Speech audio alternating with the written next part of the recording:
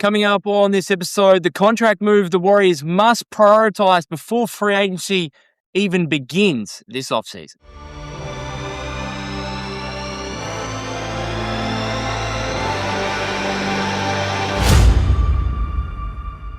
Welcome back to the Golden State with Mates podcast after the Warriors suffer a 116-93 defeat to the Denver Nuggets at Ball Arena on Sunday night. A promising start, but as we've seen multiple times now over recent weeks, Golden State able to hang with the team or even lead a team going into halftime and then get completely outplayed in the second half and just unable to sustain a performance over the space of four quarters, which is not overly surprising given the talent differential that's on display in a game like this, but disappointing nonetheless, particularly after they seemingly came in some confidence, having won 3 straight games, albeit against fairly lowly teams in the form of the Dallas Mavericks, the Brooklyn Nets, and the Washington Wizards. So a 23-point defeat in the end, but again, fairly understandable, you could imagine, given the absences of Steph Curry and Jimmy Butler and Al Horford.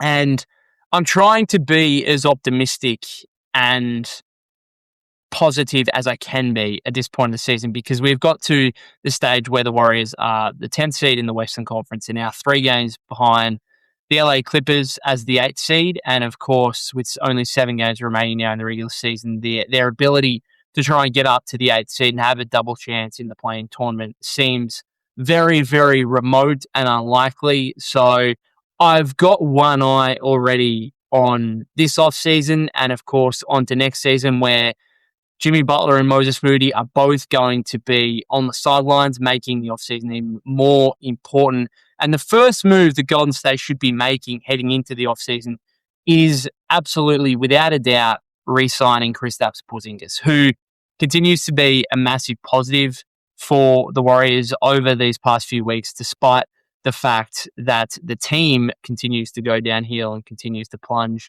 into a pretty unfortunate fate, I suppose, when it comes to their season and what was at one point so promising in early January before the Jimmy Butler injury, when Al Horford came back, when things were kind of flowing on all cylinders. They were 12-4 in a 16-game stretch, and of course, it's all been downhill since then. But Porzingis, again today, certainly the biggest positive to emerge from, again, what was ultimately a blowout loss, going for a equal team high 23 points, 5 of 5 from three-point range.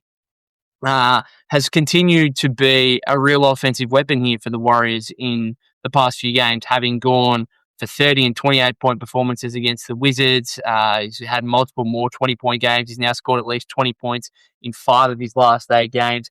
The 3 ball is starting to come around a little bit in the shooting and the general touch, obviously going 5 of 11 against the Wizards a couple of days ago and then going perfect 5 of 5 in this game against the Nuggets. So Kristaps Porzingis, there are obviously some very underwhelmed fans and some disappointed fans when the trade went through, trading for a guy with so many health and injury risks. There's no doubt about that.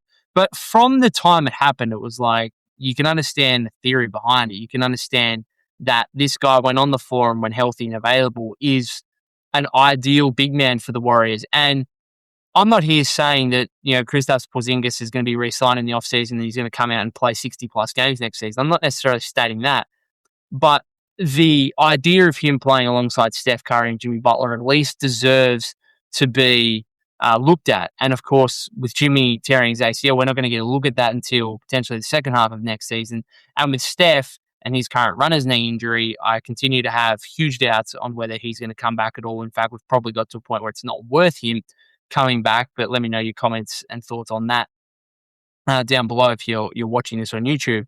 But Porzingis is the ideal big man to pair with those two guys, particularly offensively. It is so refreshing as a Warrior fan to see a big man at 7'2", not just a big man, but like a giant, 7'2", 7'3", a guy that can score in a multitude of ways, who can literally, the dude is coming off screens in this game.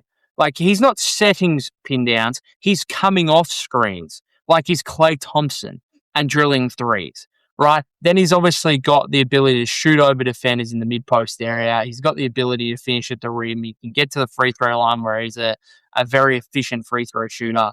Like, this is in a very dark period for the franchise, this is so refreshing for Warrior fans to see a center that is capable of putting the ball in the basket. Because if we go back to even the days of Andrew Bogut, like very, very good, high quality starting caliber center on a championship team, but not an offensive threat necessarily aside from lobs and some pick and roll stuff and stuff like that. To have a dude who can pick and pop, who can pick and roll, who you can post up and draw mismatches against, like, it's, again, refreshing is the word I use to see Kristaps Porzingis do what he's doing. And again, yes, it's risky, no doubt about that. The trade was risky in terms of the health and availability. But I'll always say at the time that I thought the trade copped too much criticism, not because of Kristaps Porzingis, but because there was this idea and this hope that the Warriors would get Giannis Antetokounmpo. Okay, and so you can go back to the first episode I did after the trade was made, nearly 2 months ago now. And I was underwhelmed and disappointed to some degree, sure, but most of that stemmed not from Kristaps Porzingis, but it's like we spoke for weeks about the potential of landing Giannis Antetokounmpo. And when you go from Giannis to essentially, it doesn't matter who it is, but Giannis is like a top 3 player in the league. So when you think that and you believe that there's a chance your franchise could get their hands on Giannis, then of course you're going to be underwhelmed and disappointed by whatever else, may come and ultimately did come in the form of Kristaps Porzingis, who is a very, very good player, again, when he's fit and healthy and available. And we've seen that. He's now played 10 of the last 13 games, and he's now emerged into the number one priority for Golden State this offseason because, you know what, there's this period now before free agency even begins, before the start of July, where you can start negotiating with your own free agents before the free agency period actually officially begins and rival teams can come and try and poach your players. And therefore, if I'm the Warriors, if I'm Mike Dunleavy Jr., I am hoping, right, and trying to not force away, but execute a way where Kristaps Porzingis is set to become an unrestricted free agent, but doesn't even get to free agency. Does not even get to free agency because there is some deal in store here that makes him a Warrior heading into next season. Obviously has the opportunity to play next season alongside Steph Curry and Jimmy Butler. Of course, it's going to be a big offseason for the Warriors in trying to reset their roster, in trying to build it up again for one more deep playoff run. We'll be talking about that on an episode in a couple of days here.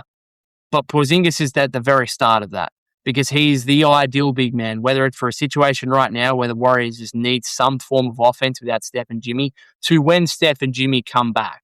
And you can have, like, how are teams necessarily going to be able to double KP in post-up situations when he's got a mismatch, when you're doubling off the likes of Jimmy Butler and Steph Curry, right? Like, that's going to be really difficult. That's going to form a huge problem for opposing defenses. And again, we're not going to be able to see it until the second half of next season when obviously Jimmy comes back. But just the idea of it on paper is worth a look. And to me, the other aspect of this is, what's the alternative, right? If the Warriors let Kristaps Porzingis walk and don't essentially meet the demand that he will arrive at, whatever that number is, if the Warriors say, nah, we can't do that and let him walk, then what are you going into next season with? Are you going into next season with Quentin Bost, who's just re-aggravated a foot injury that is quite concerning, I would say, because it's not even an ankle sprain. It's like a foot problem. And to me, a foot problem can be worse than an ankle at times. They need to get to the bottom of this because he's just come off 3 straight games. The guy lasts less than 5 minutes and hobbles off the floor, but he's barely struggling to walk, right? He's not even walking. He's hobbling off the floor in the first half of this game at Ball Arena. So are they going to go to Quentin Post? Are they going to be relying on a then 40-year-old Al Horford to pick up his $6 million player option going to a 20th NBA season? What other free agent centers are going to be out there that you could go and target that are anywhere near the capacity of Kristaps Porzingis? There just isn't one. And in some ways, like you would think the Warriors or rival teams would have leverage over Porzingis because he's still like this was his 28th game of the season. The dude is still incredibly injury prone and health prone. We still don't really understand what kind of illness is going on here. Like, obviously, got diagnosed with POTS, this time last year or around this time last year. But yet, Steve Kerr comes on radio a few weeks ago and says, "Oh no, it's not POTS. It's something else," but didn't want to actually clarify what it was, and then had to kind of backtrack on his comments and stuff like that. So there's still so much mystery surrounding this bloke, but he does look very healthy right now. There's obviously a lot of love among Dub Nation for Rick Celebrini and what he's been able to do with Porzingis over the 10 of these last 13 games after appearing in just one of his first 11 following the trade. So what's the alternative to KP? I don't think there is one.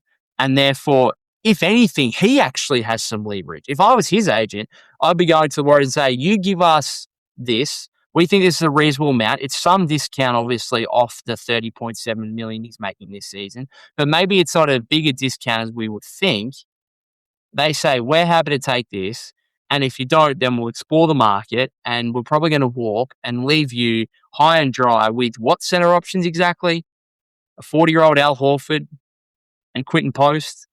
So to me, this is the number one priority for Golden State. If you spoke to me, like if I was asked earlier in the month, at the start of the month, would I prefer to prioritize Kristaps Porzingis or re-signing DeAnthony Melton if I could only have one of them?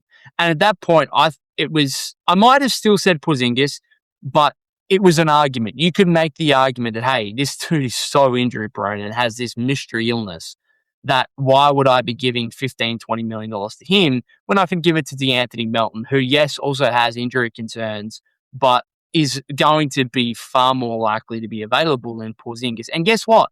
That might be the case. We might come next season and Melton might play 70 games for another team next season. Porzingis might come back to the Warriors and play 25. Okay, and it will look like a really disappointing move, I suppose. But sitting here right now, you have to say that the idea of Kristaps Porzingis on this team and the ceiling of this team with him compared to Melton is just worth the risk. And therefore, he is clearly the priority. Like, look at DeAnthony Melton today. He has largely been fairly consistent, I suppose, in production and impact, but he can have some stinkers. And this was a downright stinker. 0 points, 0 of 5 shooting from the floor, just 3 assists in 25 minutes. Like, minus 29, game worst minus 29 on the floor. Like a really bad DeAnthony Melton game. And as Porzingis kind of adds to his leverage and makes a statement and a case for a pretty decently sized contract in free agency, DeAnthony Melton's kind of going the other way. Okay. And part of me thinks, well, maybe this is a good thing. Maybe they could get Melton and Porzingis back. I don't think that's possible, particularly if they want to go and get a LeBron James or a Kawhi Leonard or someone like that, which again, I'll get to in the next couple of days on a different episode.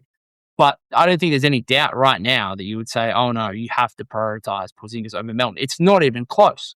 It's not even close. Having the ideal big man, a starting quality center who can go and give you 20 and 6, who can shoot high percentages, who not only can put the ball in the bucket himself, but like creates so many advantages and mismatches for you that it can lead to points for his teammates. Like that's so much. Like I love DeAnthony Melton. I really like him, but that's not anywhere near the value of what Kristaps Porzingis can provide you. So it's not even close right now. Again, he's played 10 of his last 13. He's scored at least 20 in 5 of his last 8. He's done it against some easier opposition, sure, but like you can only do it against who you come up against. In this game, he obviously goes up against Jokic. Again, not a great defender by any means, but like I don't care who you're playing, 5 of 5 from beyond the arc is impressive against any defense, right, in the NBA. So it's going to be interesting to see what his contract looks like. But if I'm the Warriors, I've got something in mind and I'm getting a deal done on the first day. So this year, I'm assuming it's going to be the same. I haven't quite looked into it, but I'm assuming it's going to be the same as last year, where it's like the first day after the NBA Finals that's the first day you can negotiate with your own free agents. if that's the case, then if I'm the Warriors, I get something done at 12:01 a.m. the day after the NBA Finals. Like I've got something ready to go, something that KP and his manager, agent will be happy with.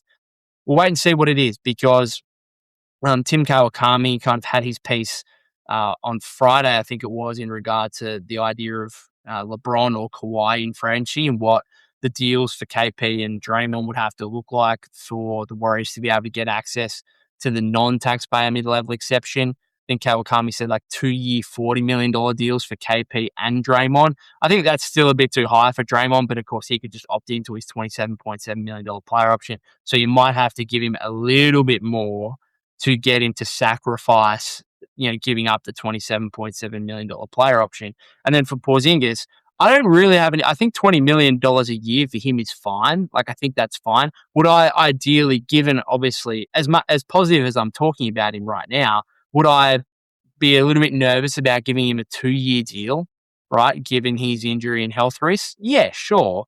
I don't think the 20 million is necessarily too much of a risk because if it was a 1-year deal and he got injured or had a health problem or whatever, then it's just an expiring contract. You might be able to combine it with picks and actually go get yourself a really good player at the mid-season deadline or something like that. But on a 2-year deal, well, if he gets a big injury or has a major health risk or whatever, middle of next season, then teams are going to be less inclined, obviously, to take on the second year. Maybe it could be something like 2 years, 40 with a second year team option. Really very similar to the Kuminga deal we saw in restricted free agency. That would obviously give the Warriors some flexibility there. Whether Porzingis would go for that or not, we'll wait and see. Obviously, Draymond's going to be a big part of this. Again, $20 million a year for Porzingis. That's probably about right because honestly, he's a $25 to $30 million player. I'd like his $30.7 million salary this year is fine when he's playing. Like, he's worth that when he's playing. He just doesn't play enough, and therefore you have to shave off. I thought it might have been shave off half of that, and maybe he's like on a $15 million a year deal. But based on this, like the 10 of the past 13 games here, based on this production that he's given over these recent weeks, I would suggest that it's more about 20, right? And then I suppose from the Draymond situation as well, if you can convince Draymond that, hey, you opt out, you re-sign on this number, allows us to do this, this, and this, then maybe you can actually convince him because he wants to play. Like, he doesn't want to play on another playing tournament team. He wants to play on a deep playoff contender, right? And ideally, I think wants to finish his career at the Warriors rather than necessarily getting traded. So I think there is room that you can convince Draymond to take something like maybe even less than $20 million if it means you can go and sign LeBron or someone that Draymond really wants to play with or someone that Draymond really thinks, hey, we go get that piece where like a genuine deep playoff contender now or something like that. So it seems like everything's going really well with Porzingis and the Warriors right now. He obviously came out earlier in the week and called Rick Celebrini the GOAT, essentially. Didn't go into too much detail about it, but that's obviously very positive news. We had Monty Poole a couple of days ago. This was a direct quote from him saying, though Porzingis is not publicly campaigning for a chance to re-sign with the Warriors, early impressions indicate he's already considering it. He's attracted to the opportunity to play alongside Curry, and he's a believer in the team's medical and training staff led by Dr. Rick Celebrini.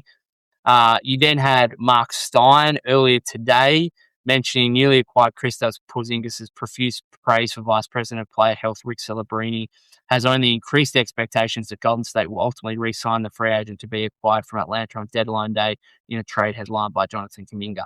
So everything seems to be pointing forward here to the Warriors getting a new deal done with Kristaps Porzingis, which again, my question to you is, what's the alternative? Yes, it comes with risk, no doubt about that.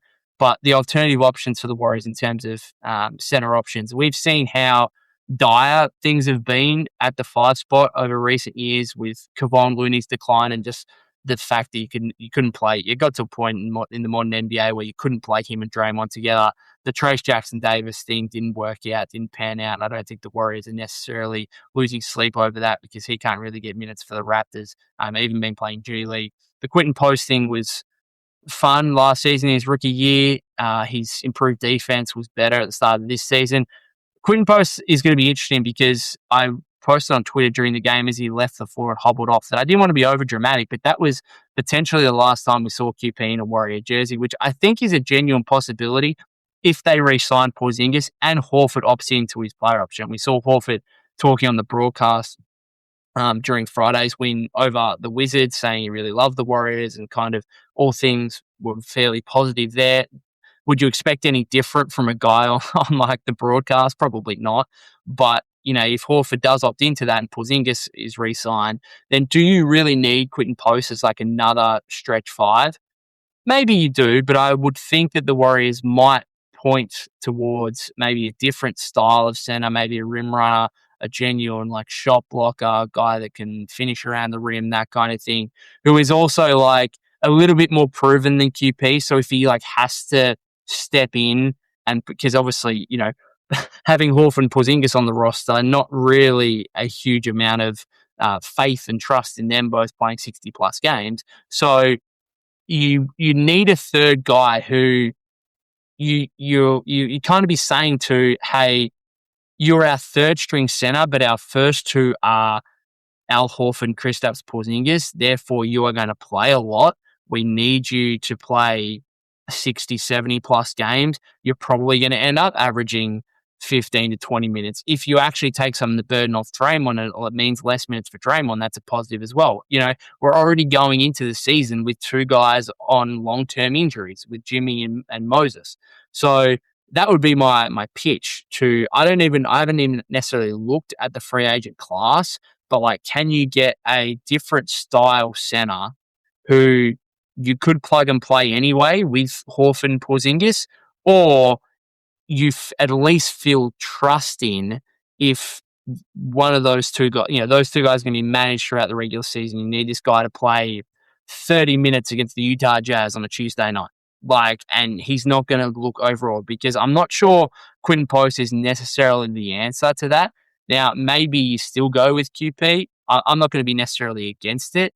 But again, I think the Warriors might go in a different direction with a different style center. We actually saw some double big lineups in very briefly in this game with QP and KP together, which was interesting. Which again, I don't mind that. I've always said I'd prefer the Warriors to go a little bit bigger, and again, that's why it's so refreshing to see KP at 7'2", 7'3", doing what he's doing right now, particularly on the offensive end.